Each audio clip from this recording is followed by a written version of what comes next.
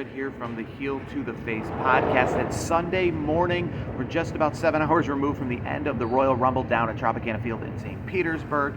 Another great event here in Tampa. Very busy airport this morning. A lot of Royal Rumble fans. I got the Royal Rumble hat on, as you can see on this YouTube video. But the big takeaways from the Royal Rumble last night that ended at 12 o'clock, a full 4-hour Royal Rumble show with only 4 matches. No musical performances, no crazy lengthy promos, just 4 matches, the usual time between each match. The whole show lasted just about 4 hours. Got back to the hotel about 1 a.m. after the show.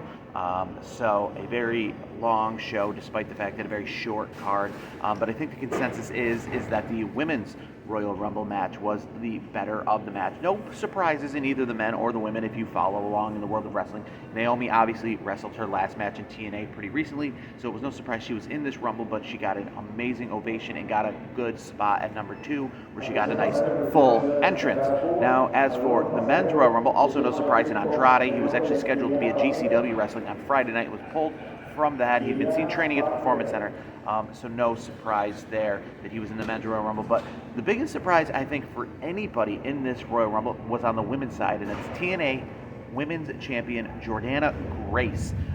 Very muscular, very athletic. She was a TNA bring over for the Women's Royal Rumble, and that was awesome to see. So really the biggest surprise in either Royal Rumble was Jordana Grace, and I think the Women's Royal Rumble overall is just a better Royal Rumble for the fact that it had a few more surprises, and it had more of a wide open field. Obviously Bayley was the favorite, but Jade Cargill and Liv Morgan at the end could easily maybe have won that event and gone on to WrestleMania, while the Men's Royal Rumble, obviously, when we got down to Cody and CM Punk, we knew it was going to be one of those two. And good for Cody and CM Punk putting on a good show as the last two in the Men's Royal Rumble. But the Men's Royal Rumble, I think, a much quicker pace, less time between entrants, I think, in the Men's Royal Rumble. And as for the 2 matches in between, what we thought was Kevin Owens, and I mean, the crowd was really up for what they thought was Kevin Owens winning the championship for only after the 3 count to be called. Logan Paul gets the win via disqualification and holds on to his United States Championship, and Roman Reigns defends his championship without really much issue. Obviously, the closest anyone got to winning in that match was Randy Orton with an RKO on Roman Reigns, but Solo Sikoa comes in, pulls the referee out. Roman ends up getting the win and defeating AJ Styles, LA Knight, and Randy Orton for the championship. 48,000 were at Tropicana Field, but some takeaways from the time here in Tampa would be quickly that all of the advertising and all of the promotion for the event took place in Tampa, not down in St. Petersburg. So when it comes to any banners on light poles and any sort of advertising, there was a lot of that down in St. Petersburg, but none of down in Tampa. But there was none of that in St. Petersburg, Florida. So if you were in St. Petersburg and you weren't obviously here knowing that Royal Rumble was going to take place at Tropicana Field, you might not have known it was going on at Tropicana Field. There's no exterior advertising for the Royal Rumble on top of Tropicana Field, nothing on light poles, nothing around the stadium itself. So WWE, though, if you watched at home on TV, know that they're big on C4 energy drink, the official energy drink of WWE. A lot of advertising around for that, and there's been a lot of advertising for C4 all over.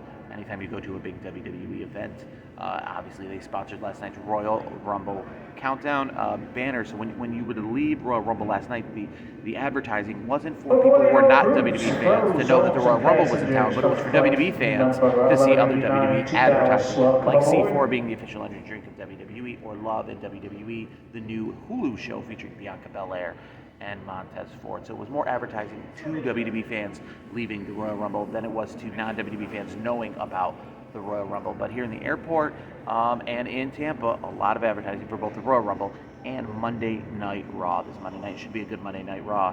But Cody Rhodes, the first back-to-back winner of the Royal Rumble since 1998, when Stone Cold won it in 97 and 98. And I think obviously the fact that they did a ton of advertising about the fact that we haven't had a back-to-back winner since then shows you that Cody Rhodes was clearly a favorite to win this. The Sports Illustrated article seems to be debunked for now. The Sports Illustrated article that came out last week that essentially had the Royal Rumble spoiler of Gunther winning the Royal Rumble, taking on Seth Rollins for the championship at WrestleMania, seems to be debunked for now for the fact that he did not win the Royal Rumble, and it also had Cody Rhodes versus CM Punk as one main match at WrestleMania, which clearly doesn't believe like it's happening. I will say WWE kind of tipped their hand a little bit for the fact that they showed Roman Reigns and Seth Rollins as CM Punk and Cody Rhodes were the last two, kind of tipping their hand at who would go for which belt. When Cody Rhodes won, it seemed to upset Roman Reigns. Now, do we have a swerve here at all that Cody Rhodes maybe goes after Seth Rollins? I mean, it seems like the writing's on the wall that it's not going to happen that way. But either way, we'll be back in Syracuse for another full edition of the podcast this week. Make sure you're following our videos. That's where we post them every single week on YouTube. But if you want to listen to our full podcast, that's on all the podcast platforms like Spotify, Spreaker, iHeartRadio, iTunes, etc. But either way, we'll be back in Syracuse before the Sunday is out. It's crazy to think because WWE pay-per-views, you're so used to them for so many years being on Sunday night, so we're used to this kind of thing happening on Monday, but it is still Sunday. It is still technically the weekend. My weekend, though, is wrapping up as I'm leaving Tampa and heading back to Central New York, and can't wait to post and more videos from the Royal Rumble this upcoming weekend.